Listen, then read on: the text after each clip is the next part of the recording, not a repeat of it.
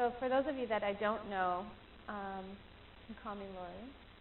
And today's topic will be radiant health and yogic tips and techniques in promoting radiant health in the body and mind. And in particular, we'll be focusing on winter health, of course, because we're in the winter season.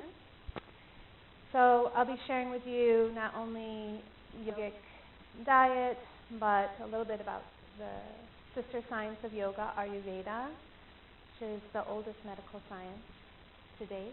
And really what this is just about living in harmony with our environment. And so these are all practices and a lifestyle that I've been living for over half my life now, for the last 21 or so years. And so we'll end with the 7 main poses for radiant health, some simple yoga postures, and some simple breathing techniques that you guys will get to partake in, and then I'll just demo the poses for you. Okay? So let's first start with just daily routine, which I know some of you are familiar with, but how this can be health promoting and is a very important aspect of our lifestyle. First thing is going to sleep by 10 p.m. I know how much we all love this. Some people actually do. You know, they're like, oh, you know, they're in bed by 8, they love it. I'd love if I could, you know, be in bed by 8, but usually I'm ending a yoga class at that time. But what happens, and the reason being is, as you know, if you look at our ancestors in particular, they rose with the sun, right, went to bed early in the evening, and were more in harmony with the cycles of nature and their environment.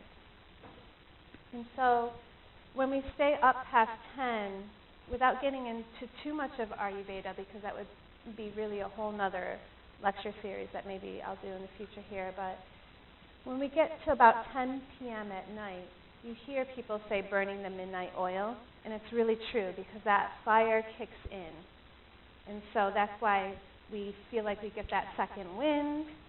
We begin to do this or that, maybe watch television, and midnight comes around, it's time to eat again, you want another snack, and then you don't wind down until about 1 or 2 a.m. in the morning. It's because the fire is rising again.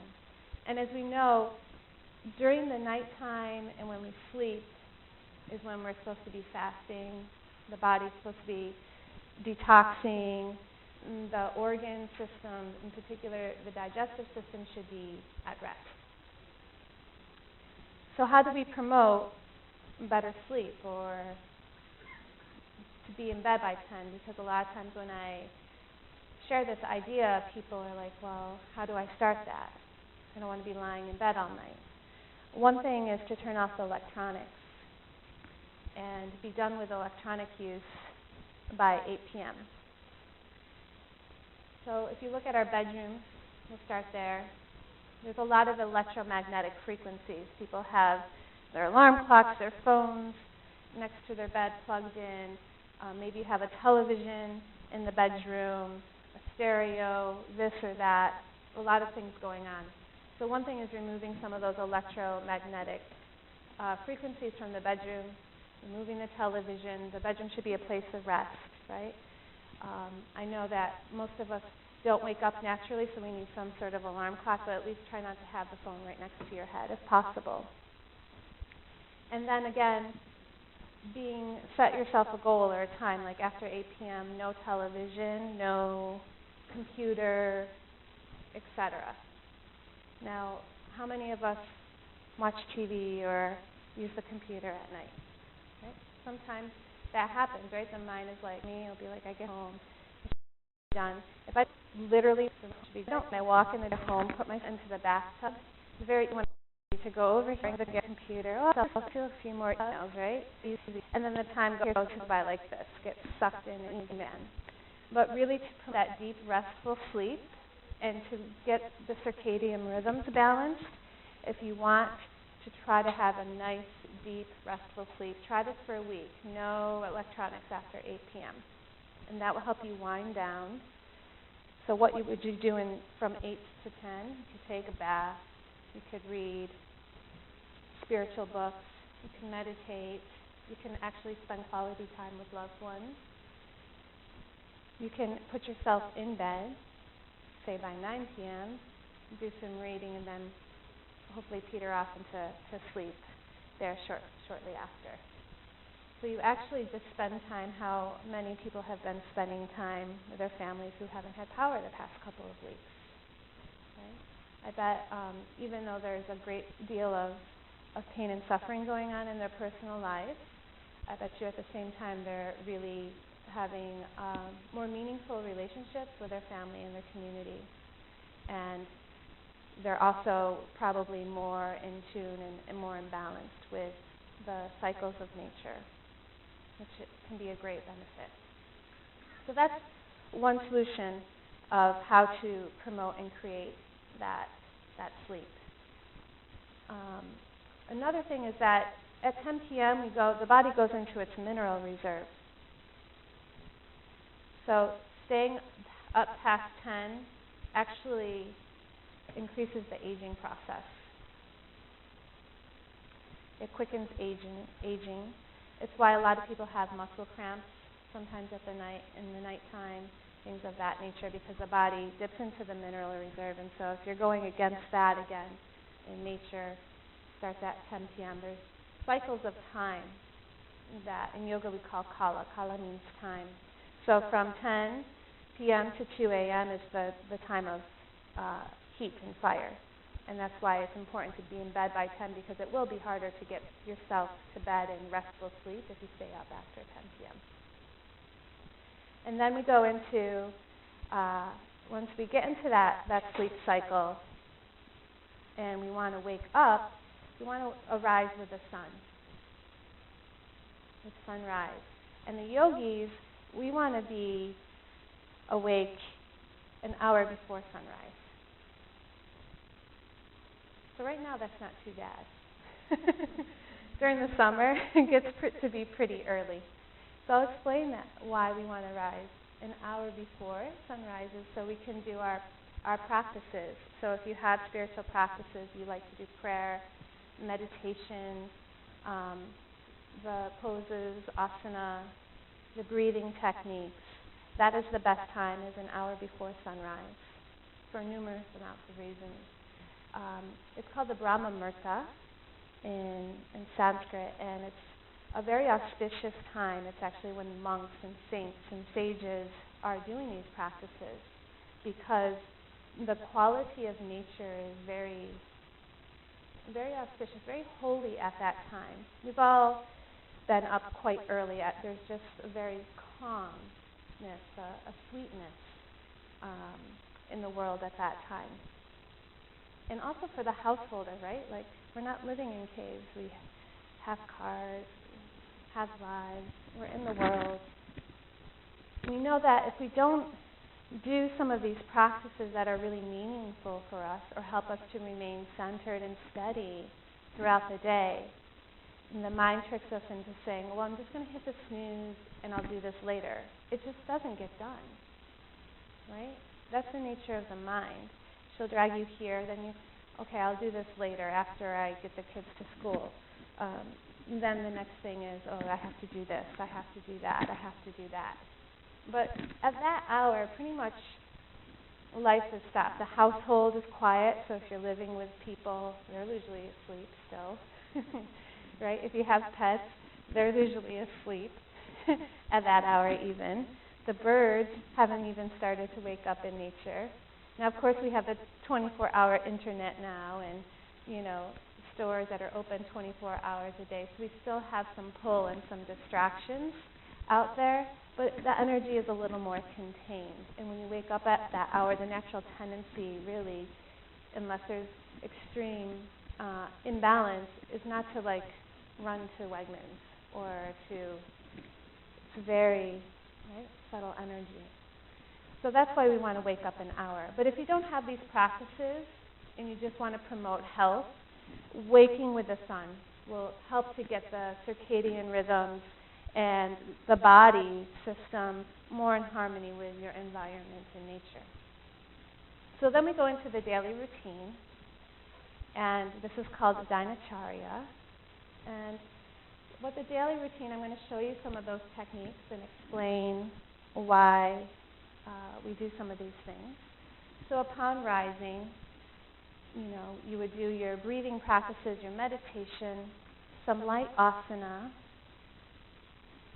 And for those of you that don't have those type of practices, you can go right into the Dinacharya itself. Now, in yoga, we have some cleansing techniques called kriyas. Kriyas are purification techniques that are thousands of years old and found in ancient texts, the Grant Samhita, the Hatha Yoga Pradipika. But the purpose of these purification techniques were to cleanse the organ systems, the bodily systems, to promote radiant health, right, in the science of yoga. So how many of you ever seen a picture of, they're pretty old, they're usually old black and white pictures of a yogi swallowing cloth? No. It's called a dauti. Don't worry, it's not recommended and it's not necessary. Exactly. Don't try this at home, and I'm going to share with you what you can do that has the same benefits. So it was called a dauti, and they had about 12 yards of fabric, and they would swallow them until it's in the stomach and leave a little bit out. And in the beginning, you gag a lot, right, because there's gag reflex. But the purpose was they'd let it sit in the stomach and get all the bile and cleanse the stomach. And then just before 20 minutes, they'd start pulling it slowly back out. Because after 20 minutes, then it starts digesting. Then you have some problems, right? So it's not recommended. And if you feel the absolute need to try this kriya, really find someone who's qualified, who's done it a few times, right? But what is recommended is, upon rising, drinking a hot cup of water with fresh squeezed lemon and freshly grated ginger. This will do the same thing. It will cleanse the stomach. And it will also flush. So if you have a little difficulty in the morning with evacuation, it will help get everything moving and get rid of cellular waste from the night as well. This is why being in bed by 10 and, if possible, the last meal at 6, because there should be that 12-hour period of fasting that's going on in the body, right? That's why breakfast is called break fast. And most of us aren't getting this in our modern day. And so what happens is that the body never really has a chance or the ability to detoxify naturally, because there's always food in the stomach that's not getting digested. And so the body's not getting proper rest at night, and the detoxification process isn't happening because it's too busy digesting the food, then you're not really sleeping well. So what do you do is, like me, I work till 8:30, 9 o'clock at night. So again, you can really take all of these techniques to heart, but if your obligations don't have leeway to an extent beyond your control, you have to figure out how to make these more adaptable to your life. So what you can do is, I eat my biggest meal at lunch, or noon or 1, which is recommended anyways in yogic philosophy, because that's when the digestive fire is strongest, the agni. So having your largest meal at noon or 1 p.m. And then I'll have a little snack, green juice, smoothie, piece of fruit, somewhere around 4.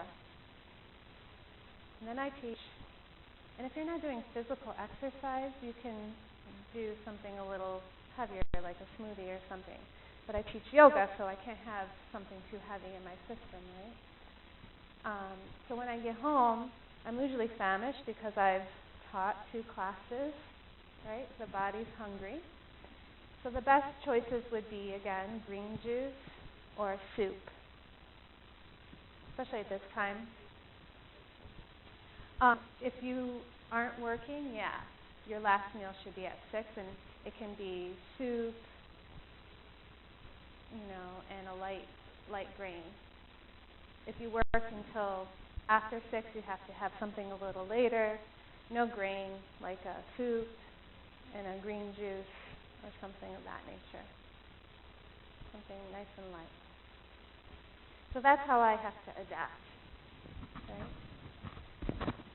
But what happens is when we are eating, we're not getting the proper rest, the digestion's going, the body never has an ability to detoxify, right, through the night. And so we become toxic, right? Toxins begin to build up.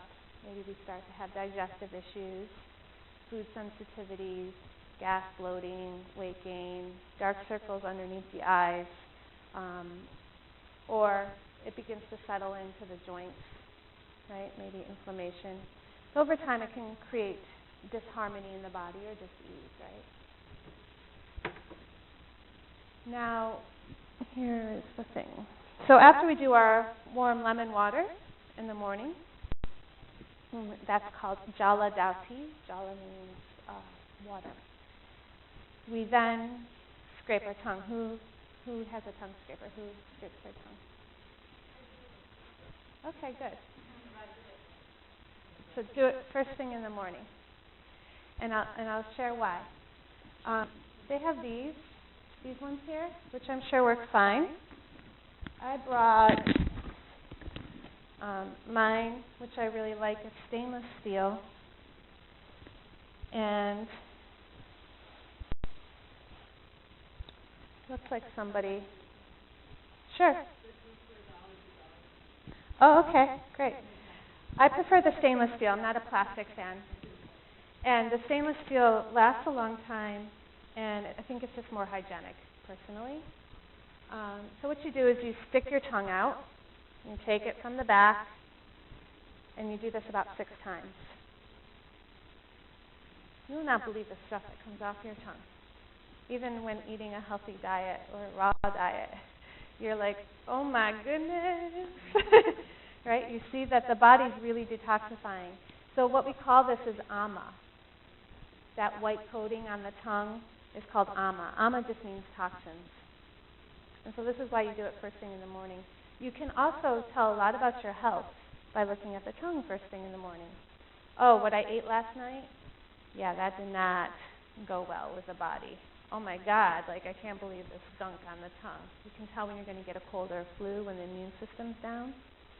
You go into a hospital setting, you can really see who's suffering from really, poor health by the tongue. Sometimes there's a little color, blue on the thick coating, yellow, right? And that's all indicated of if there's too much earth in the body, too much heat in the body, what type of element they're working with, too much wind. So taking a good look at the tongue 6 times with the tongue scraper. Then, of course, we brush our teeth. And even in the yogic texts, they talk about this, the ones that are from 10th century. Except they would say, take a branch of a neem tree and a little dirt and brush your teeth. So again, just like the cloth, we have an update. We have sonic toothbrushes now, regular toothbrushes. Just use a toothbrush. A good quality toothpaste, like something in a health food store that doesn't have fluoride. Okay? Fluoride is creating a lot of thyroid problems, as we know. One of the main reasons why there's so much thyroid epidemic in this country, because it's in our water, it's in our toothpaste. You go to the dentist, they want to give you a fluoride treatment. just say no to fluoride. Okay? So get toothpaste without fluoride. Then you floss the teeth, of course, right? Any floss will do. And after that, then we move on to the neti. How many of you have used the neti pots or they're pretty common, right? I think they even had these on the news a few years ago, and that Dr. Oz fellow, right? Then everybody says, oh yes, yes, Sure.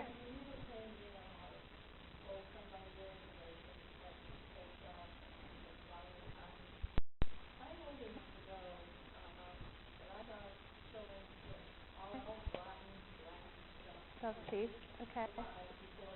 Sure.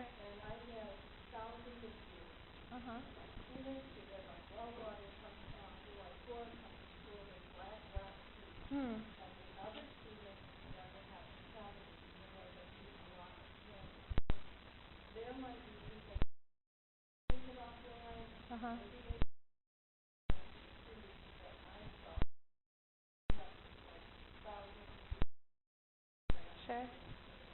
Sure. Yeah. Interested in seeing their diet too and their lifestyle as well. I'm still not a big fan of fluoride personally, but for sharing. So the neti pot, you irrigate the nasal passages. So you would just use your water, a little bit of salt, non-iodized if possible, because that will burn. So just a sea salt or non-iodized salt. And you just do a pinch. The directions are on the box, and there's a nice photo too with how much salt to use, the ratio, etc. So the key thing is to have the forehead in line with the chin. Not forward and not back. If it's too forward, then it goes into the head. And if it's too far back, it goes down into the throat. It's not comfortable. It's like spending a day at the beach and getting pulled under by the waves, right? And this should be pleasant. I like to use warm water. That's very comfortable and pleasant. So you're going to bring the tip of it into the nostril. Again, it's the height of the chin. So using this in front of a mirror is helpful. And it will just irrigate and come out. So what it does, it removes allergens, mucus, etc. And then the other side. Same thing. So this is really good for people who have allergies, chronic sinus problems. Now the doctors are a lot of doctors I think are recommending it to people as well. And this is our nose in particular is our own air filtration system. So it's more hygienic to breathe through the nose than it is through the mouth. And it talks about this a lot in the yogic texts, that breathing through the mouth is unhygienic. So that's why we have all these hairs in here, right? It's like our own little air filtration. Also, when we breathe through our mouth, we have a tendency to put our body into a state of fight or flight. So breathing through the nose also has a different effect on our nervous system. We tend to be more calm, more ease, a little happier, etc. So if this is our defense, using the neti, removing some of those allergens, etc., mucus, then after we would do what's called nasya oil. So what this is just a base of sesame oil with some herbs like eucalyptus. And it's just lubricating. I tend to only use this again during the winter season. I don't use this too much during the summer unless I'm getting on a plane or if I'm a lot in the pool or something like that where it gets to be a little drying. So you take 1 or 3 drops and before you leave the house, before I get on the plane, after the neti. So I've cleaned it out and then I'm just lubricating. And again, it's just another line of defense from whatever's coming in.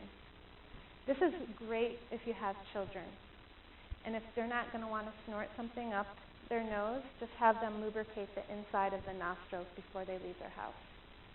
It can be really great for kids. It smells nice.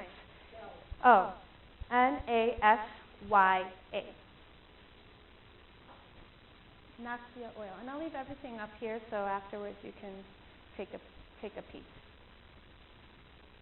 So that's with the respiratory, and then I'm going to teach you some breathing techniques that we can do together that will also help with that, get rid of excess mucus, and increase your energy a little bit. So after we do the neti pot and the Nasya oil, then we move into the bathing. And this is a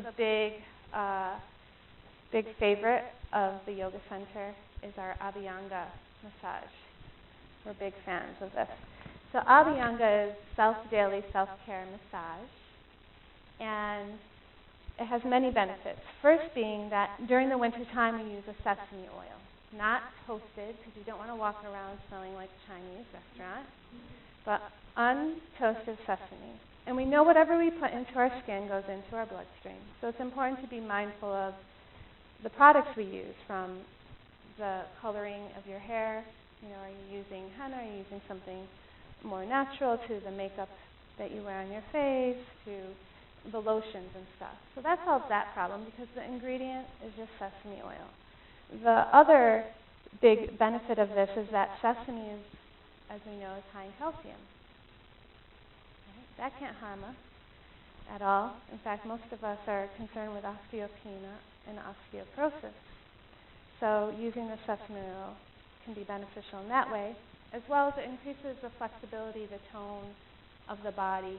For those of us that are athletic, it really helps us with recovery quite a bit when we're training and things of that nature. If you're doing intense practices, you feel better the next day. So we're going to try the self-massage together. This is the best way to learn it. So we're going to start. What I do is I take usually the sesame oil comes in a big bottle, right? So I put it in a smaller bottle. We'll just pretend it's a glass bottle. And then I fill my sink up with hot water. And I just throw the little bottle of sesame oil in there, and then I jump in the shower and do my shower stuff. So by the time I get out of the shower, my oil is warm. Who doesn't want to put warm oil on their body, right, in the morning, especially during the winter? It feels great. Traditionally, the Abhyanga is done before you get in the shower. But I personally, there's a lot of chlorine in my water, and it's very drying for my skin, so I find that it works best for me when I get out of the shower, and my skin is more, it's also just more receptive at that time, and then I don't have to use lotion.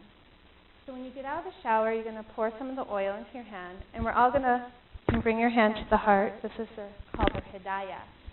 And you start to make circular motions. So traditionally in the text, they would suggest to do this 300 times.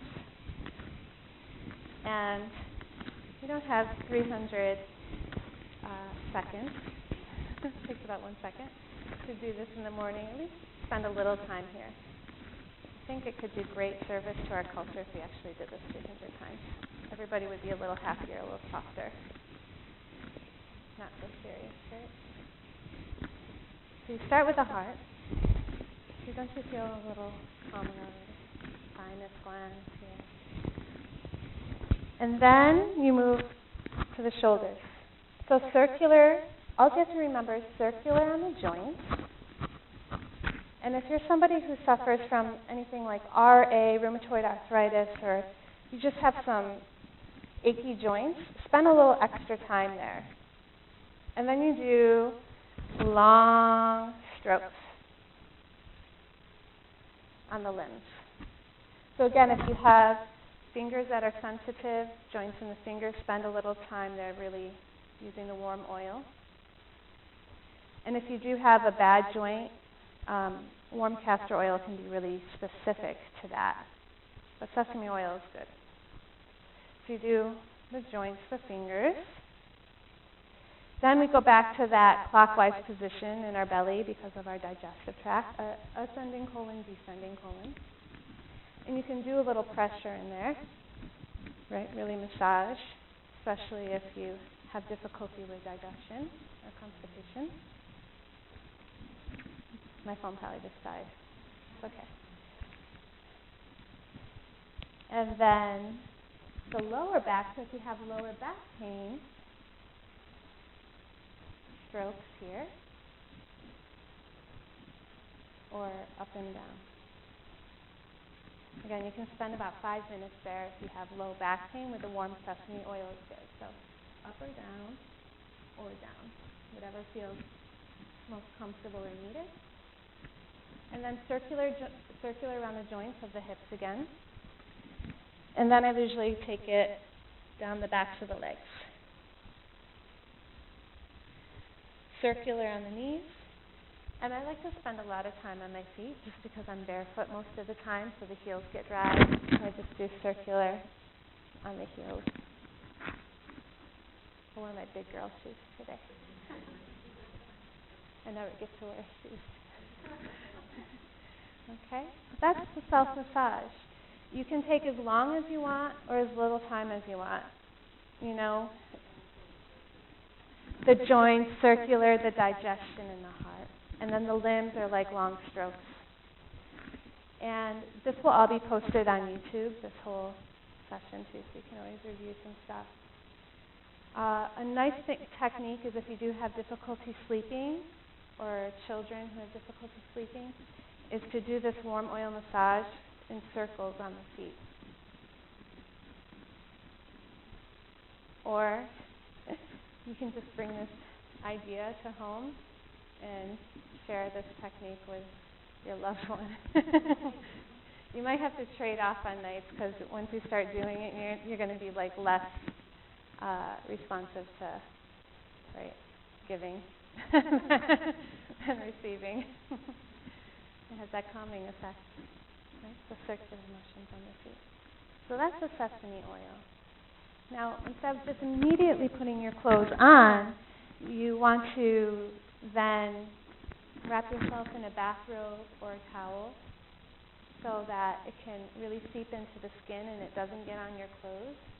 And just do the rest of your morning routine, whether that's your hair, or ironing your clothes, or making a breakfast, or what have you, getting your stuff ready for the day. So when I get out, this is a good point, when I get out of the shower, I don't dry my skin off. I let the water beads stay on my skin so the pores are open, and then I put the oil on.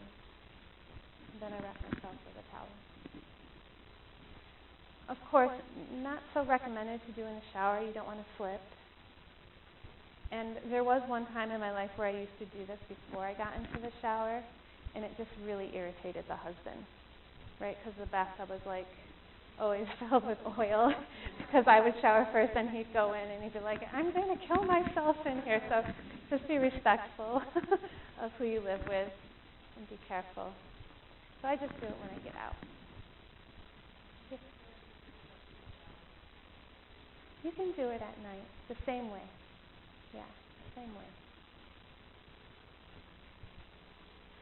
Good. So after we do that,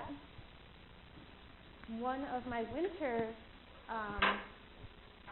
habits is using RC and Raven oil. And they're both blends that they have here at Nature Time. And most people know somebody who sells Young Living. But they're both upper respiratory blends.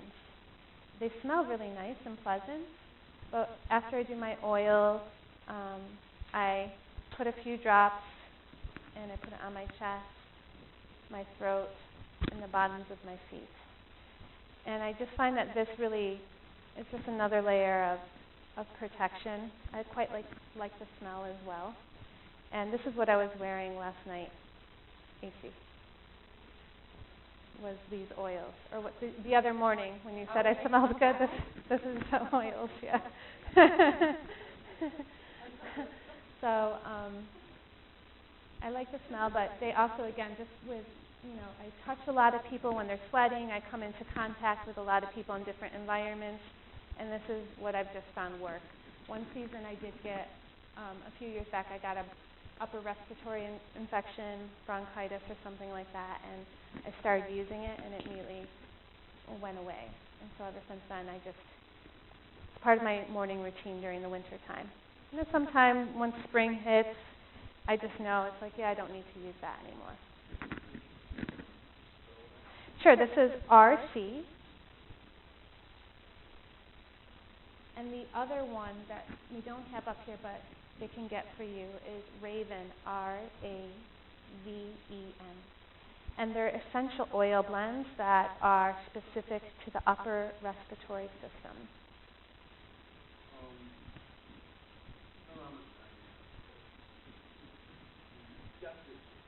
Sure. This?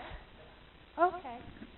Well, they're all herbs that are specific to respiratory health and just like, well, if you look at pharmaceutical drugs, most pharmaceutical drugs come from, at some point in time before they were from a plant, right? So there's different chemical constituents in each plant, which maybe increase respiration, or some actually even have some type of mucilagous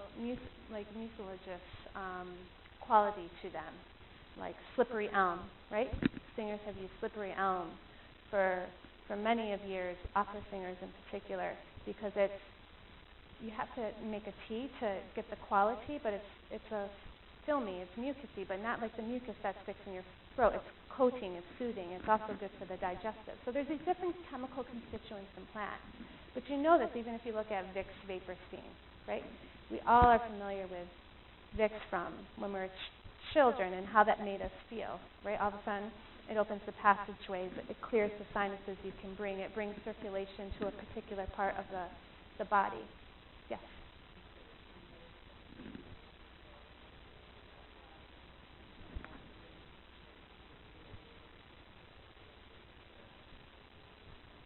Yeah. Yeah. Willow tree. Yeah. Yeah. So, and the great thing is there's just no side effects.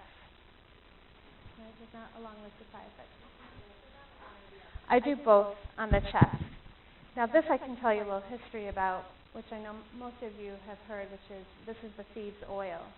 And what is in here, I believe, is lavender, lemon, eucalyptus, clove, cinnamon, and rosemary.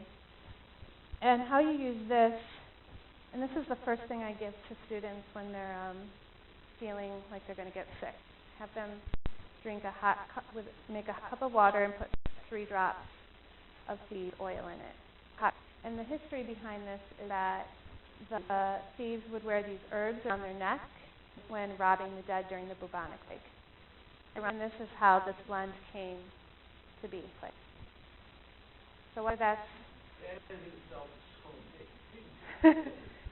right. So if you are interested in those type of things, right, and there's still some doubt, then use your intelligence and research the heck out of it and see what you can find, right? I just am a firm believer and know how it's helped friends, family, students, so, I don't have the time to do that, but you certainly start looking, right? 3 drops in hot water. Yeah.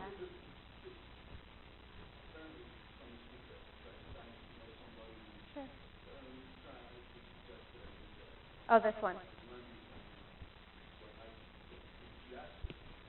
Uh-huh. Okay. That would be the clove. Clove burns, right? So even if you have chapped lips and you put a little bit of this in hot water, your lips, you'll feel a little burning sensation, right? Yeah. And the hot water, it makes a nice tea. No. I mean, I know people who do that too, but I just say make a hot cup of tea because again, the vapors of it is just more soothing, it's more palatable for people,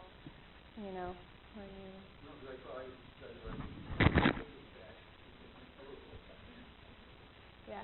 And some people feel that even just drinking it as a tea in a cup of hot water, Okay. So those are just some winter defense, and this actually this is not mentioned in any of the yogic texts, but I'm a real big fan of, like, if you do need a remedy for something, that it's food-based, right, or more herbal in its natural sourcing. And actually, for me, the last antidote would be herbs, or would be clinical Ayurveda. It's like, where can we go back even further from that and look where we've created an imbalance in our lifestyle? So, oh no, not at all, not at all. So instead of, I do have some knowledge of the herbs and how to use them, but that's like the last resort for me. I'm always going to look at, how did this happen? Oh, I'm just working too much. I haven't had a day off, or my sleep hasn't been good, or the diet has been a little off, right? Or you can always see where the imbalance is in your life, and then adjust the situation. If it's more of an emotional nature, then have the talk with somebody that you haven't talked to, right? If it's more of just lifestyle, like you've been eating the wrong things, clean up the diet. Most diseases start in the colon. And so from the yogic standpoint and philosophy, if the stomach is really hard, there's already some problems. So we want to keep the colon clean. There's many ways of cleansing the colon. And now we have easy ways, like colonics and stuff like that. But the easiest way is just by observing what we put in, right? And make sure that the body is cleansing, detoxing at night. We're digesting our food well. And if we're not digesting our food well, investigating that a little more.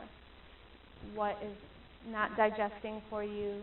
Are you eating at the wrong time of the day? Is there no routine? Are you eating or drinking too much liquid? So the yogic perspective on diet is that the stomach should be half food, a quarter air, and a quarter liquid. And if you put your palms together, as you know, that's the portion size. Now, most people do not abide by this rule. That's why we have problems. So if you have big hands, you can eat more. I have little hands. Some people have big hands. I'm like, I wish I had your hands. Right? But again, that has to do with when we're not digesting everything and we're just piling stuff up, that creates disease, disruption. So paying attention to that, but always tracing back, however we got to where we are, what's going on. And it usually has to just do with something as simple as rest, diet, or our emotional relationships, right? Harboring resentment or not expressing what needs to be expressed. And then eventually the disharmony keeps going. We know the routine. We've all been there before, right? One thing that will help with the detoxification at night is triphala. And this is an Ayurvedic herb that is food-based. And all this does is just help to pull toxins out of the digestive tract. It's not habit forming. It's not like senna where you take it and you have to run to the bathroom where there's cramps. It's very gentle, very subtle. And when I lead cleanses at the center, this is what we always do at night with the triphala. And again, it's just a gentle detoxifier. It's TRIPHALA.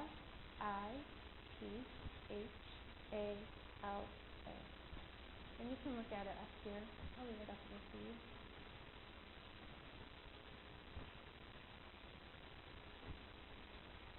So morning, breakfast, what breakfast would look like is a green smoothie or a green juice after the lemon water, because the idea of thought is to alkalize the body first.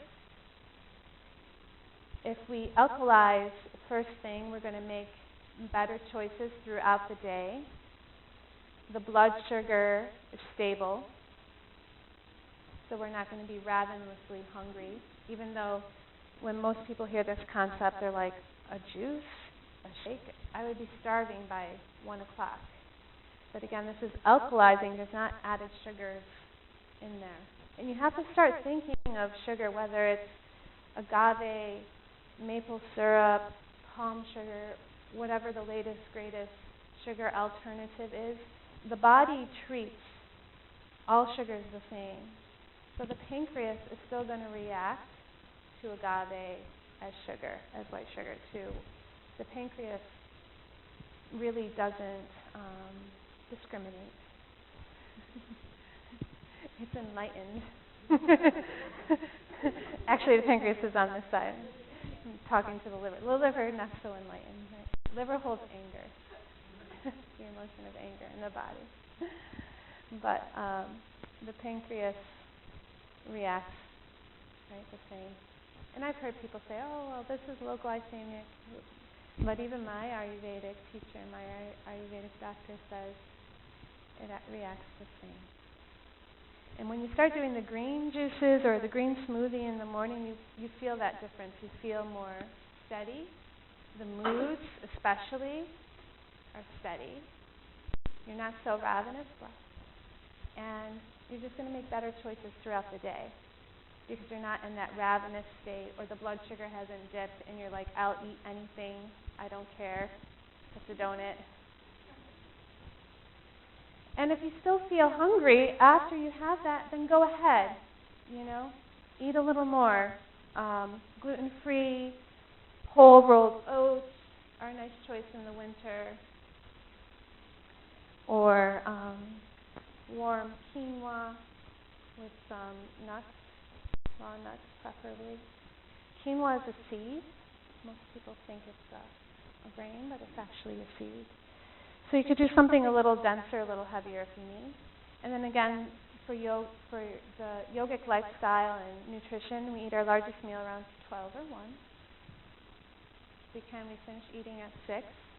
And if you feel that that's really hard for you, like you need something to kind of bring you down at the end of the night, then a green juice. But better yet, take a tonic. Like a nice one is warm almond milk with a pinch of turmeric powder and a strand of saffron. That's really nice. Really good for inflammation and will help you sleep. If that's not appetizing for you, then maybe a little cinnamon in the warm almond milk, a little cardamom, and cloves. That's really nice. And you can, not do a whole gallon, but you can have a couple cups if needed once you feel pretty satisfied. So do something like that instead at the end of the night. So that's what the daily routine looks like.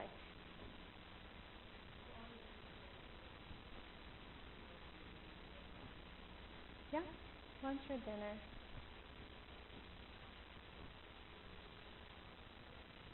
Yeah. Well, the green you can do in the morning for breakfast, but green juice is good for people like if you need to eat past 6 p.m. You're hungry and you need something to eat, a green juice is good, or the almond milk tonic. Yes.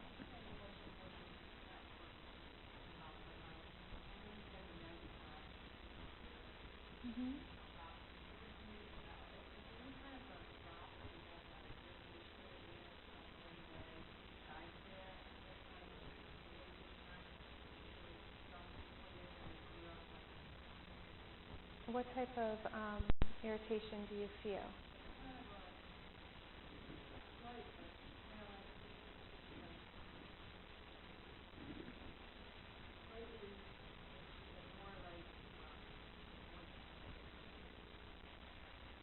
to do, not on a daily basis, but what you can do and see if it helps and until it subsides is a garlic oil or a mullein oil. And again, I would warm it, not garlic like you would buy it in the health food section in a tincture, or you can make it at home, which I can't get into right now, but you buy it in a tincture. Herb Farm makes it. I would still warm it, like put hot water in my sink and put the bottle, because the warm oil, again, will feel really soothing into the ear. And then you just do a few drops and just lie on your side for a little bit. Not even, you can lie on your side for like 5 or 10 minutes and then just come up and then try the other.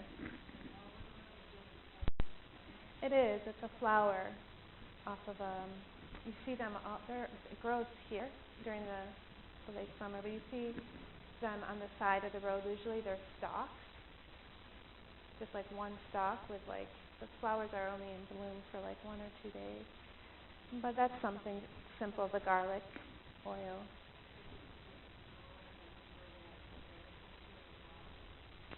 Yeah, it's an herbal oil.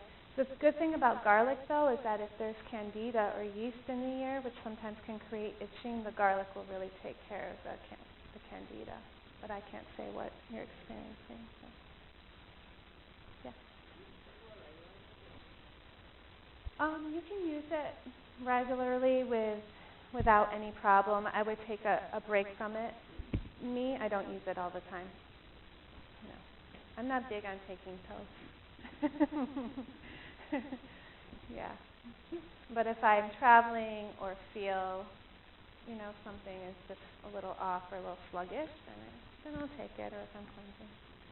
Yeah. But if you like the way that you feel, or that you feel like you get benefits from it, you can continue taking it, and then just take a break, at least like a month break, right? From it every once in a while. Anyway, yeah.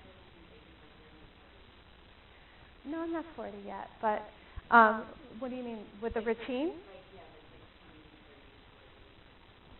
Yeah, yeah. So, of course, with our life cycles, things shift and change, and we feel that naturally. But the daily routine can remain the same, as far as like when we rise, when we wake up, the products that we're using. Sesame oil is really good as we get older for women, of course.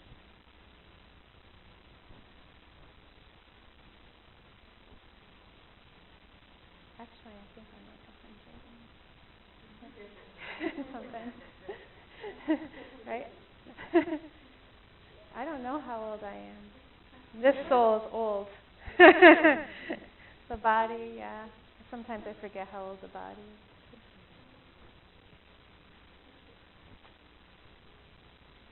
Anything else before we move on? Okay. If you have more questions at the end, you can do that for sure. So I'm going to go into some of the breathing, and I would love if everybody would give it a shot or a try.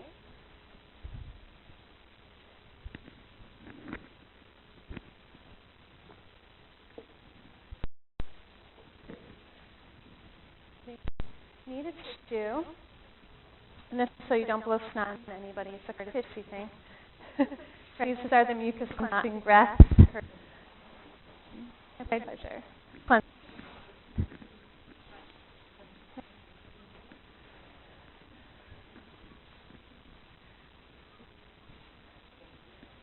I have more smoothie if your throat's bothering you. Okay. Or this will hopefully help with this.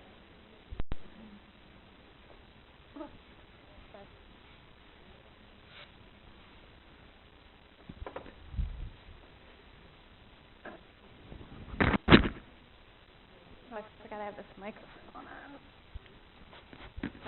Oh.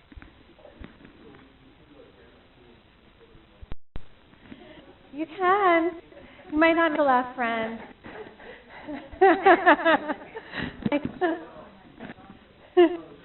Aw. Aw. Okay.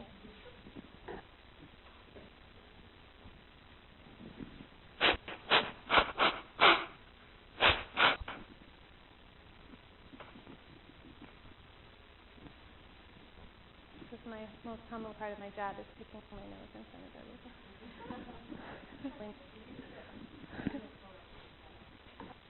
Oh, no, I'm just doing this to cleanse the nostrils so I don't have any things hanging off my nose or my face while I'm demonstrating this breathing technique. So we're going to start with Kapalabhati. And Kapalabhati means skull shine. It's really great for invigorating, getting the cobwebs out of the mind, as well as it's a kriya, one of those purification techniques. Gets rid of mucus. So it's really wonderful if you have allergies, sinus conditions, or even if you have a cold. Even when you feel like you have a cold or a virus and there's just mucus that you can't get rid of, as much as you feel like, I don't want to do this, if you do this, you'll be amazed of how quick you could get better. And the reason why I know this is, it was like 3 or 4 years ago now, I was assisting my guru up at Kripalu, and I got this virus. Like, I had a fever, I was so congested, and I was going up to assist him for the entire weekend. And I was like, there's no way I could drive, right? So this one drove me. God bless her. And I remember just putting the seat back and like, I don't know how I'm going to do this, Tamala, right? Because I have to demo all the poses on stage and sit up tall and straight in cross-legged position for hours. And I didn't say anything to him, but of course he knew that the body was passing through something. And the entire weekend he had us do so much of these 2 breathing techniques, like constantly. And by the end of the weekend I was better. And I know, right, he was teaching me these particular breathing techniques for this, and it really just got everything out, and I was completely better. And this was a virus that people had for like a week or 2, something that really held on and people couldn't get rid of. So of course the diet helps, but this really, really helps.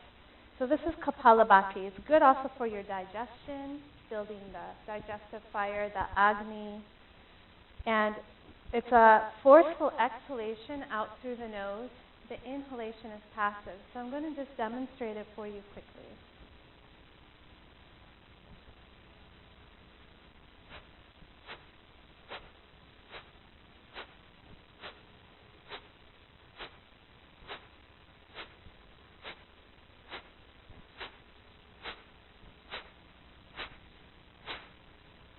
So everything is relaxed, but the navel moves in. It's like, what are those things they have for the fireplaces? Do you know? Bellows. It's like the bellows, right. He says that all the time. It's like the bellows. Okay? So the exhalation is forceful. The body knows what to do. The inhalation is passive.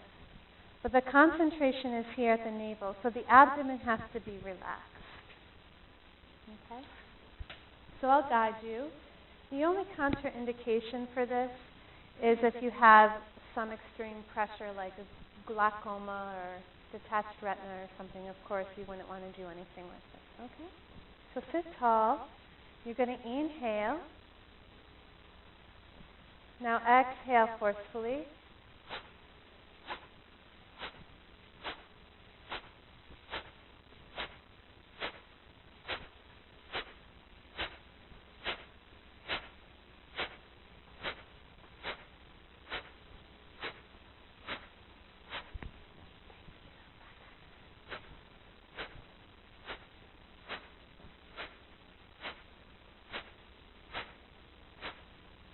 Inhale.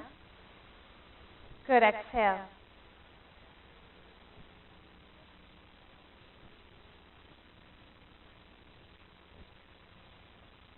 Close your eyes, and I just want you to observe the energy. If you feel a little lightheaded, it's just because you've taken in more oxygen than you're used to. So these breathing techniques can have great benefit. Okay. Any questions? How did that feel? Yeah. Yeah. You're the only gentleman, so I'd love to hear your voice. Oh, good. Okay, that's all right. I don't have a problem with that. Get up. Food is medicine, right? Think of your food as medicine and use these breathing techniques, and then hopefully you never need the herbs. Why not? That's what I'm for. So let's do this breathing technique again, and I'll give us a little break just to explain what pranayama is. So pranayama, prana means life force. Yama means control or restraint. So it's learning how to control your own life force energy. It's the fourth limb of the eight-limbed yogic path.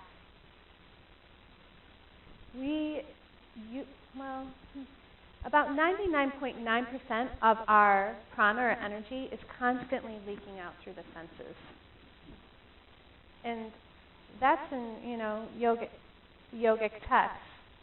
But if you think of our modern day, probably all of our energy is leaked out through our senses. We're constantly being pulled here, there, this way, that way. We have these iPhones, right? So attached, right? Then we have the computer, then we have the television, we have, online shopping 24 hours, nice health food stores, right? The mind is like, I need this, I want this. It never stops. It's no wonder that we're so exhausted. We don't know how to rest anymore. We don't know how to withdraw the senses. We're not in harmony with nature. So pranayama can be really of service for us in just learning how to utilize our life force energy, how to be more controlled, more self-controlled, but also increase your prana. So in different Eastern systems, they would call it chi, or they talk about the meridians. And so in yoga, we call them nadis. We believe there's 72,000 psychic channels in the body that are called nadis. And this is where the prana flows through. So whenever there's an obstruction in these pathways, there is disease. There's maybe pain in the body, whether it's a joint or a particular organ. All it means is that the prana, that life force or chi, is not flowing in that area. It's just like if there is a stagnant body of water, it draws mosquitoes, right? It draws bacteria, disease. So it's really essential for promoting radiant health to keep our prana circulating. That's why movement is so good, right? Being active, choosing a physical activity that is pleasant, right?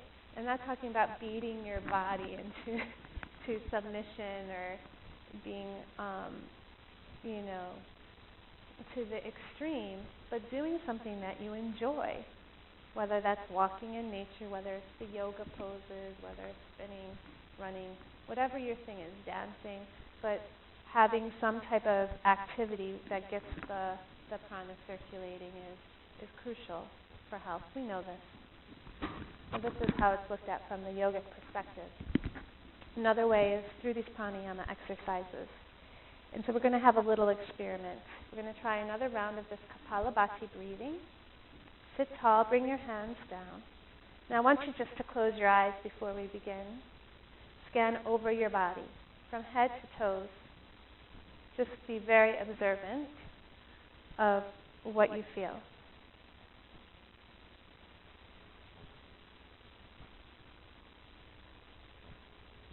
And let's inhale together. Forcefully exhale through the nose, draw the navel in, begin your Kapalabhati breathing.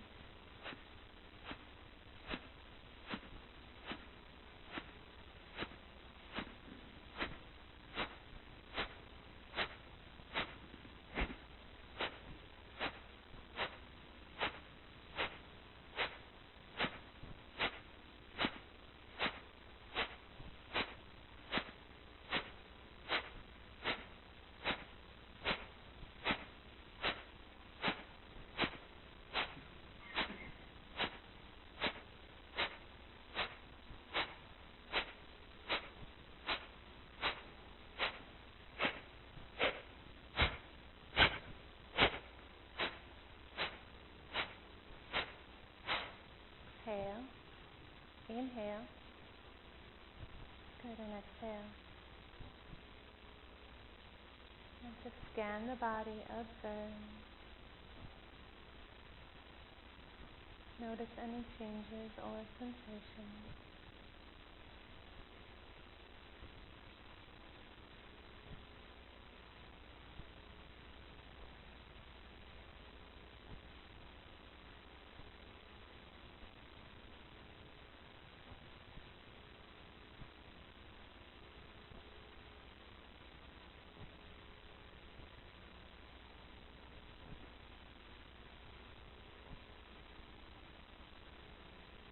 Notice where you feel that sensation, maybe between the eyebrows and the forehead. That's the prana. So begin to be aware, develop an awareness of what prana feels like to you, the energetic body.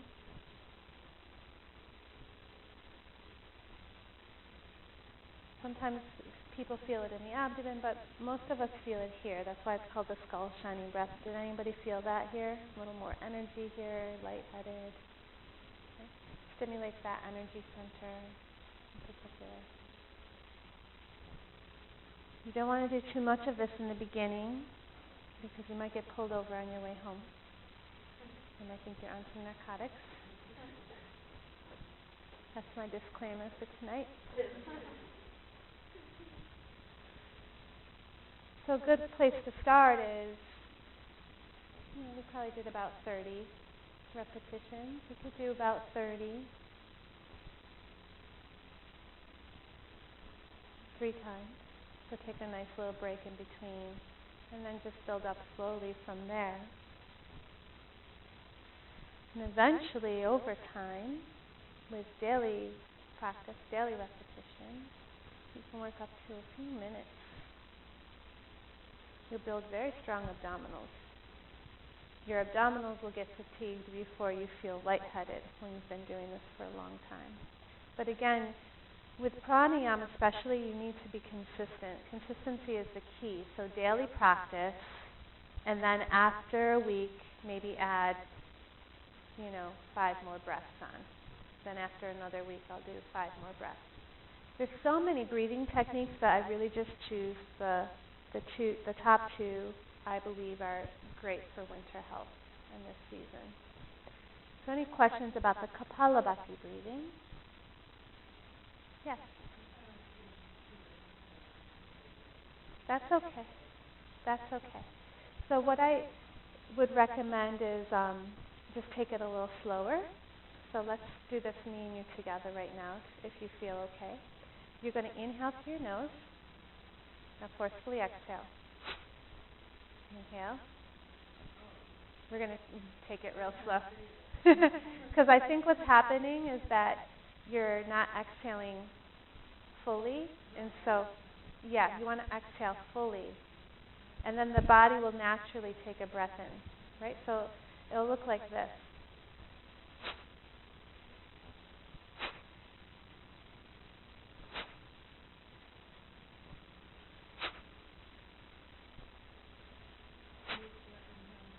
Oh, yeah. Yeah. And even when you do it fast, you're inhaling between, but I don't think you were doing that.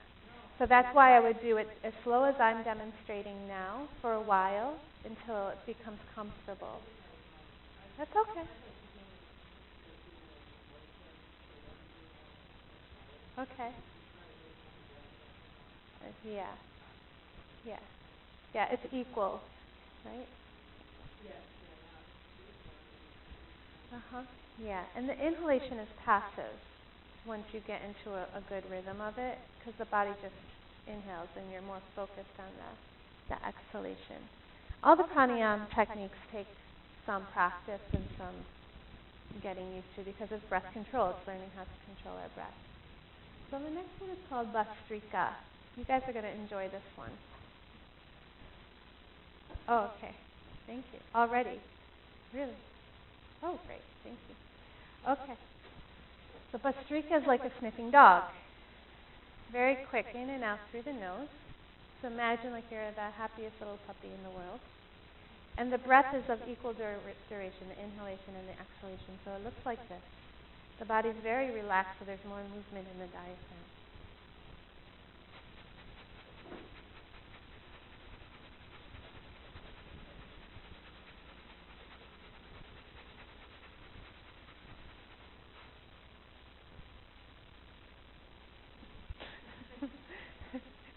This is the result. Happiness. Okay. You want to try? Okay, let's try this. So just imagine like you're that sniffing dog, right? Overly excited pup. So sit tall. We're going to inhale through the nose. And begin.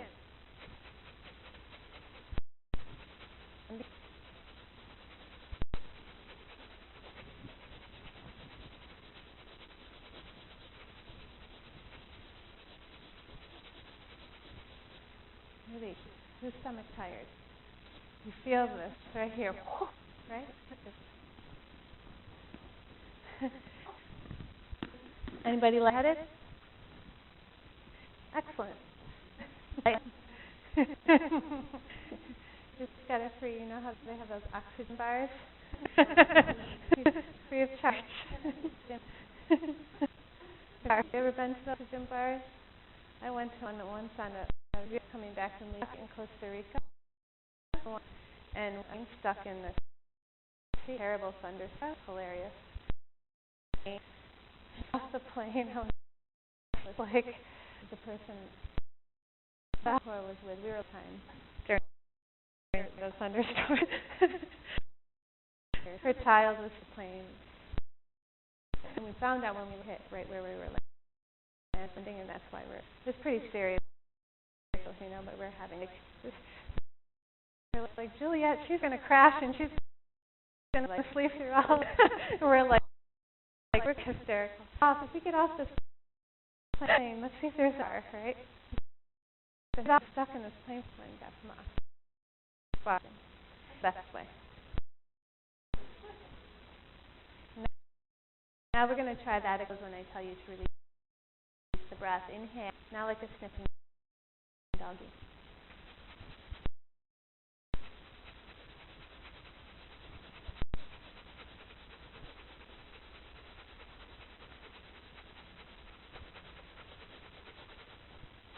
Exhale. Close your eyes. Inhale. And just bring your awareness. Notice any subtle sensations or changes in the body. Breath.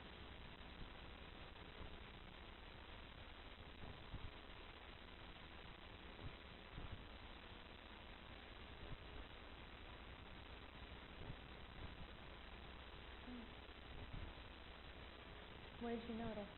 Anything? Yeah. That's good to remember, right? Winter. Heating. Increases heat.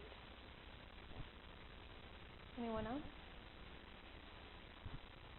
Everybody looks pretty happy. Feel a little more energy here in the eyes, crown of the head. Good talking. Now we're going to go into the 7 poses for radiant health. So we know that there's hundreds and thousands of poses. But in the ancient yogic texts, these are the 7 most important.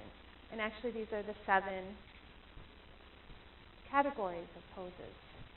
Right? Sitting, forward bend, back bend, twisting, inversion. So we're first going to start with sitting. Now, out of the 7 main poses, what is prescribed in the text is the lotus position. Everybody knows what the lotus position is, right? Even though we're American. It's the lotus position. But most Americans, because we've been sitting in chairs our entire life, we've kind of lost the natural curve in our lower back. We just have a lot of tightness in the hips because we don't squat when we eat, when we use the toilet, when we work, in all our activities. So you can just do your sitting pose, which is primarily useful for meditation and contemplation in a chair. It's called Egyptian pose. So the knees are apart, and you come up a little bit so the back is straight. And the hands are on the knees. This is the Egyptian pose. So this is how you could meditate, how you could do your breathing exercises. And again, the idea is to keep the spine erect. So you don't need a fancy lotus position. Of course, if you have a lotus position, the whole purpose of the lotus position is that when the feet are on the legs, it's stimulating particular energy channels in our body, right? Which drop the mind into silence. So the stimulation of those energy centers in the legs helps to settle the mind into silence. That's the real purpose. But because it's not accessible for most of us, this is fine. Do a little bit of your breathing and then do the Egyptian pose.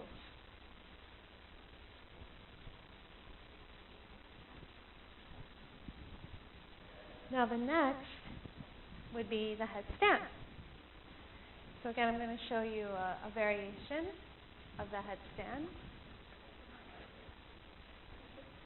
I've already got all the stuff on the mat. Might as well just do it in these, my big girl shoes. But.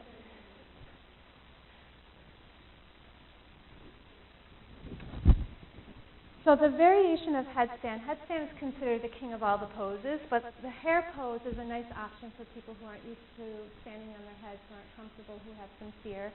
And the hair pose is simply like this. You come on to the top of the head, the hips are directly above the knees, and the palms are down. That's the hair pose. We always kind of rest in child after so the blood normalizes.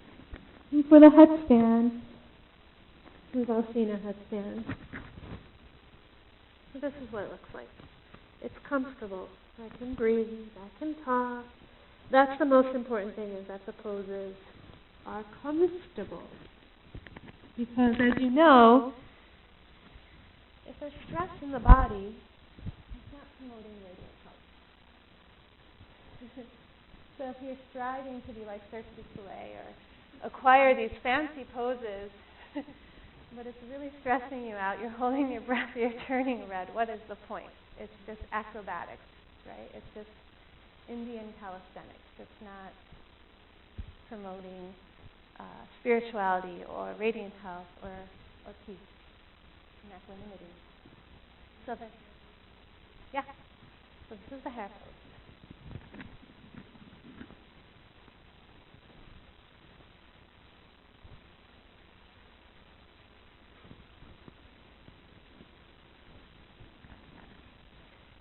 Queen of the poses is shoulder stand. If you have a neck injury, back pain, you can't get your seat up, you could use a folding chair or a wall. You can do what's called legs up the wall pose. So the benefit of this is that the veins in the legs completely relax. You're getting the blood flow, right, to the crown of the head. The organs relax. So that's the easy variation. I can't roll over because I have this mic hooked up to my hip. But the full variation is bringing the hands to the back, elbows in.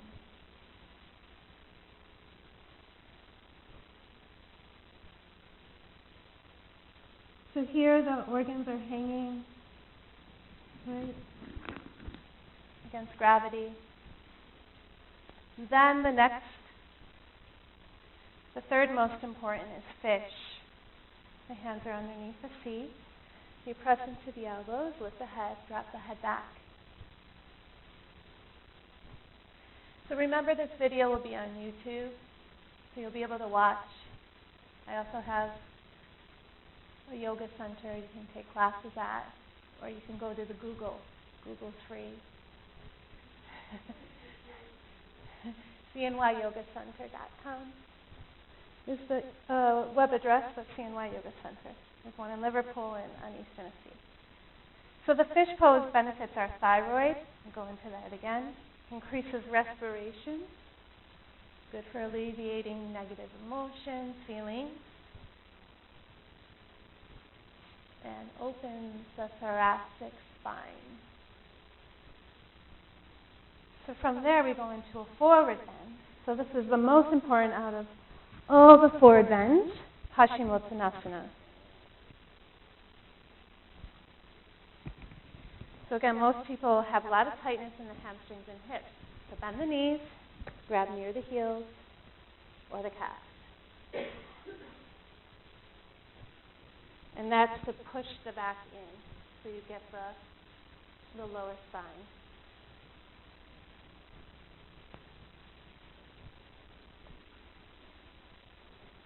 Always keep the belly and thigh in contact.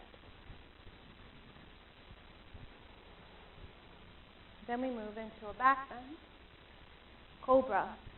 This maintains the health of the spine and the back muscles especially. So you lead with the forehead. Nice beginner variation. If that's simply too much, come onto the forearms, elbows underneath the shoulders for the Sphinx pose.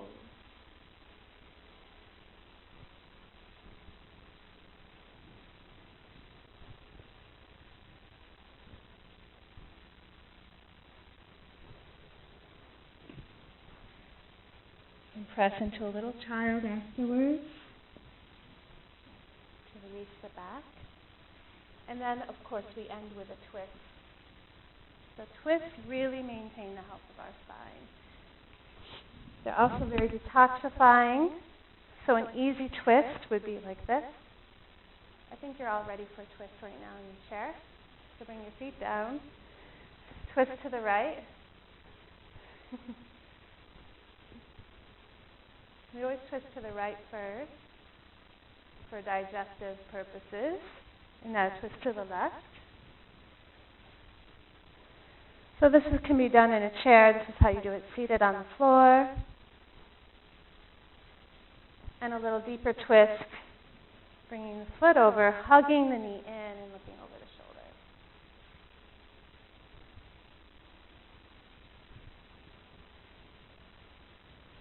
And then the left.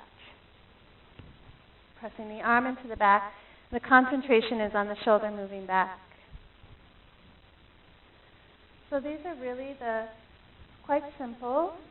There's lots of modifications, so anybody can do yoga. You don't have to be able to touch your toes. You don't have to lose 20 pounds before you start. You just start wherever you are. It's a very adaptable practice. And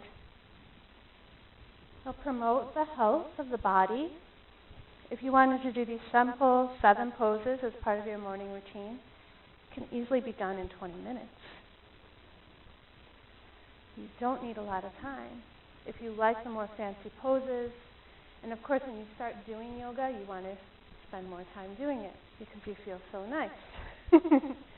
Right? So if you have more time, you spend more time. But these poses should always be maintained, right? Just for the health of the body. 20 minutes is all you need. Any questions? We'll open it up to any questions about anything at this point, except for personal questions. About my life.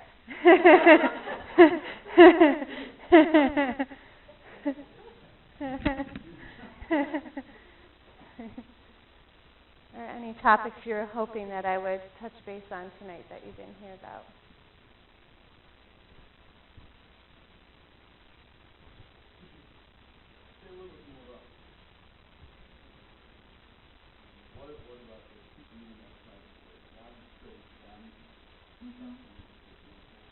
Because they're mucus cleansing breaths, so I think that they're most conducive to winter health. They also build the fire, the digestive fire. So a lot of times with the cold and people's digestive system getting cold, one of the complaints during the fall and winter season is constipation as well. So it's just heating and good for the respiratory, upper respiratory system.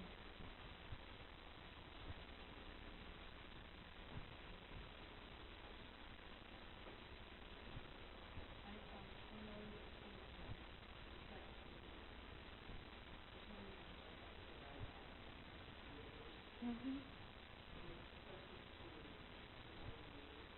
Mhm.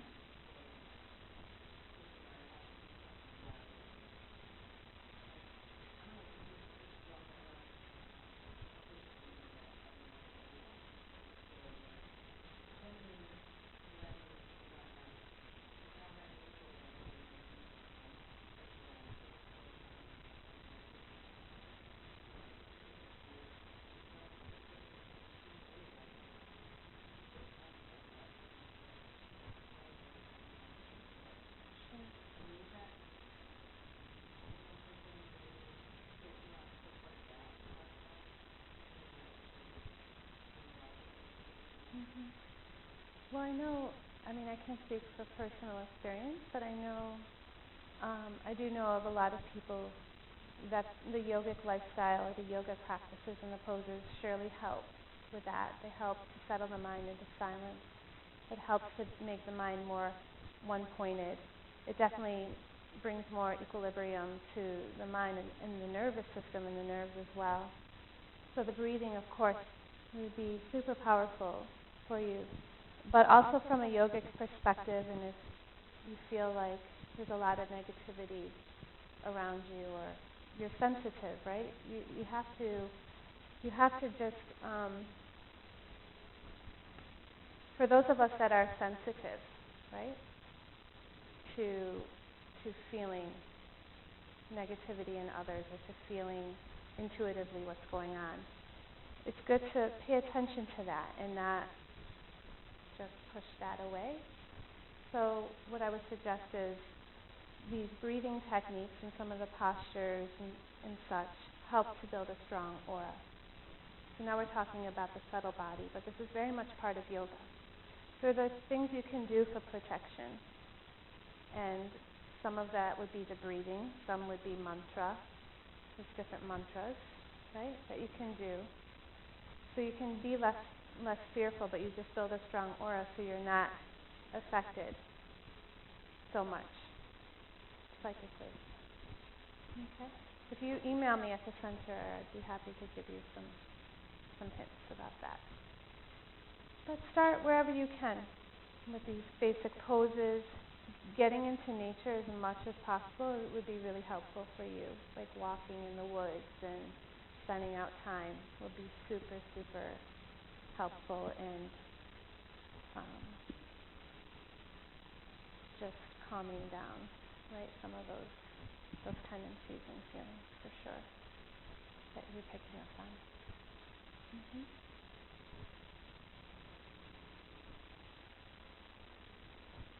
What's the time, AC? Fantastic. Any last questions? Take one more if there's one more. Okay, thank you so much for your time. And my website is CNYYogaCenter.com. There's a blog, and there's recipes, and you can like us on Facebook. You can see our schedule of classes. We have lots of events always going on. Okay. Have a good night, everybody. Thank you.